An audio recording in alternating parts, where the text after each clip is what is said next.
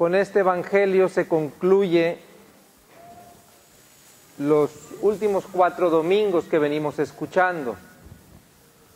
Son 5 domingos en los que hemos repasado este pasaje que inició con la multiplicación de los panes.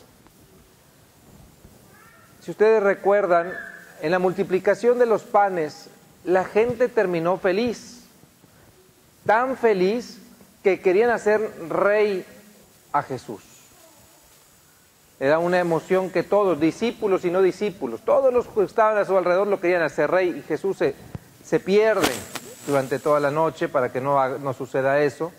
Aparece el siguiente día y les empieza Jesús a explicar por qué había multiplicado los panes y qué significaba eso. Y en un principio los cuestionó.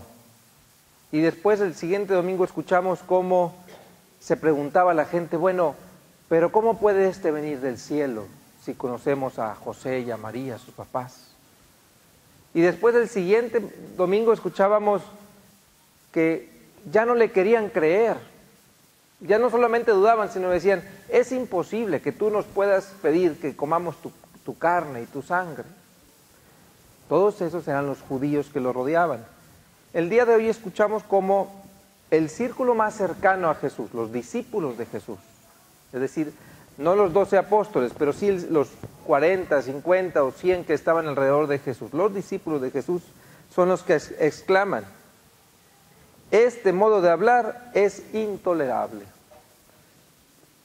Y es muy curioso cómo el evangelista va llevando desde la admiración y exclamación de rey hasta llegar a este momento donde todos quieren dejar a Jesús. Dice, muchos de sus discípulos se echaron para atrás y ya no querían creer. Hoy quisiera yo invitarlos a reflexionar sobre esta actitud primero de estos discípulos, de muchos discípulos de Jesús, que cuando las cosas van bien dicen bendito sea Jesús, pero cuando la realidad les exige dar un paso de fe, dicen ya no puedo creer en esto. Y eso es lo que estaba pasando. Jesús todavía no moría ni resucitaba y ellos no podían entender lo que les estaba diciendo, pero no podían creer en Jesús. Querían entender y como no podían entender preferían echarse para atrás, porque le decían, no entendemos lo que nos dice, lo que nos estás diciendo es ilógico, va en contra de toda nuestra manera de pensar y no puede ser. Si se fijan, en el fondo es un querer entender los misterios de Dios. Y como no los puedo entender, entonces le echo la culpa a Dios y le digo, es intolerable esta manera que tú estás llevando las cosas, o que tú me quieres hablar. Y entonces, la reacción de Pedro, a mí también me parece muy interesante, porque Pedro no hace referencia a las doctrinas, hace referencia a la persona. Y cuando Jesús les cuestiona, bueno, ¿y ustedes tampoco entienden? ¿Significa que también se van a ir? Y Pedro le contesta, no le dice, Señor, ¿en quién creeremos? Dice, ¿a quién iremos? Es decir, ¿con quién vamos a caminar si no es contigo? No entendemos, pero sabemos que tú eres el elegido de Dios. Y aunque no entendamos cómo nos llevas ni por dónde nos llevas, sabemos que si vamos contigo, vamos a llegar al final, vamos a llegar a la meta. Me imagino yo también aquella respuesta de María, ¿se acuerdan en la anunciación que le dice, pues yo no entiendo cómo va a suceder, si yo no conozco varón, pero hágase tu voluntad. El que cree no es el que entiende. El que cree es el que se sabe tomado por Dios y protegido por Dios y acompañado por Dios y se atreve a caminar, no porque su razón le da la razón, sino porque Dios va con él. Ese es el que camina con Dios. De tal manera que Pedro dice, yo nada más camino contigo. No sé dónde nos llevas. Y no me gusta, porque ahorita vamos a ver cómo Pedro también lo rechaza en otro momento. Pero no hay otra manera de caminar. Esa es la fe. no significa una fe ciega, es una fe que está prendada por el amor, que está tomada del amor y de la confianza en que nosotros no creemos en un conjunto de verdades, sino creemos en una persona, y esa persona nosotros creemos que nos va a llevar a la vida, a la verdadera vida. Ese es Jesús. Muchas otras veces en los evangelios sucede lo mismo, que los discípulos no entienden y quieren rehuir de eso. ¿Se acuerdan ustedes cuando Jesús les dijo por primera vez que iban a Jerusalén y que en Jerusalén lo iban a matar? Dijo, tenemos que ir a Jerusalén, y ahí el Hijo del Hombre, es decir, Jesús, yo voy a morir, voy a ser ultrajado y voy a morir. Y entonces, ¿recuerdan lo que hizo Pedro? Pedro lo tomó aparte y le dijo, Jesús, si te van a matar en Jerusalén, acá en Cafarnaúm sí te queremos, ¿verdad?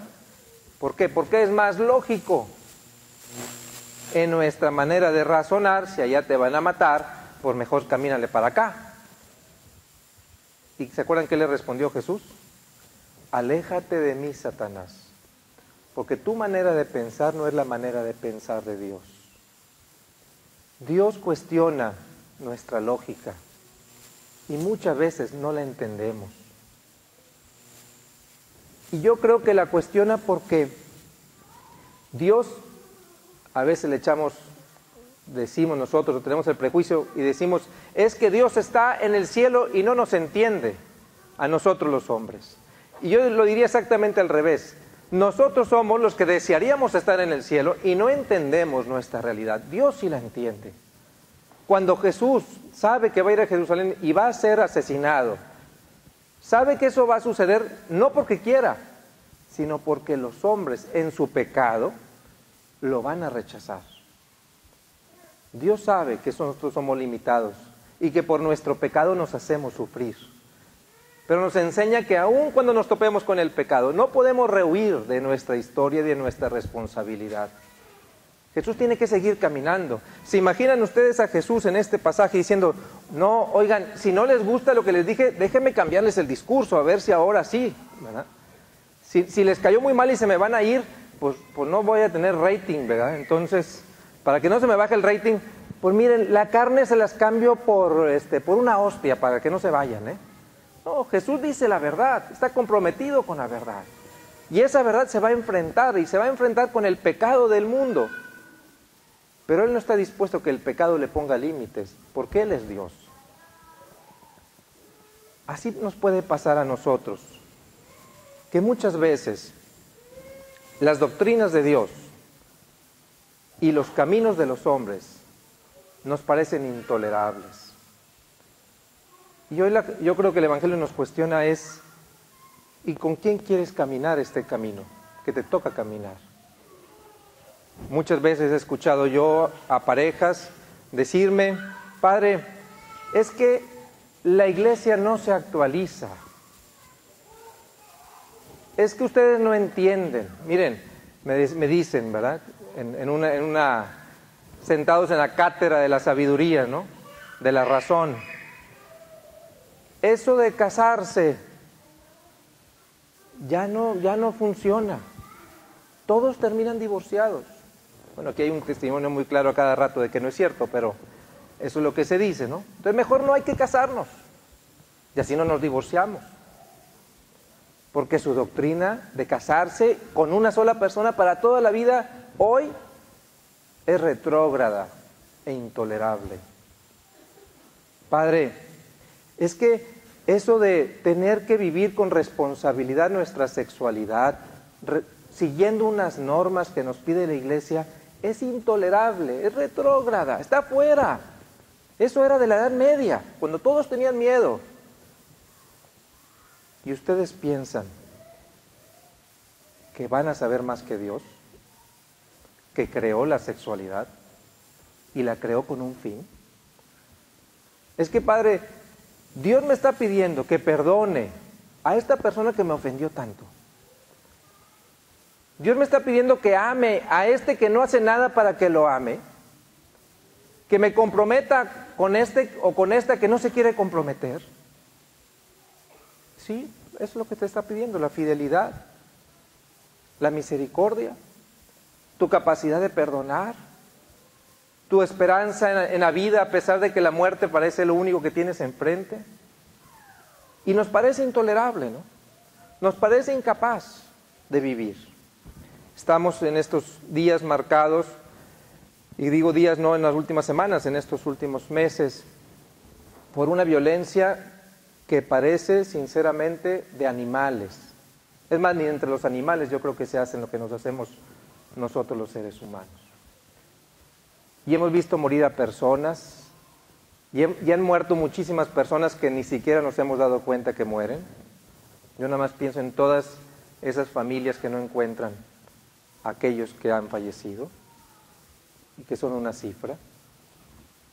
Y uno diría, Padre, al que haga eso, que lo maten, pero que no lo maten así nada más de un balazo, que lo hagan sufrir y después lo maten, ¿verdad?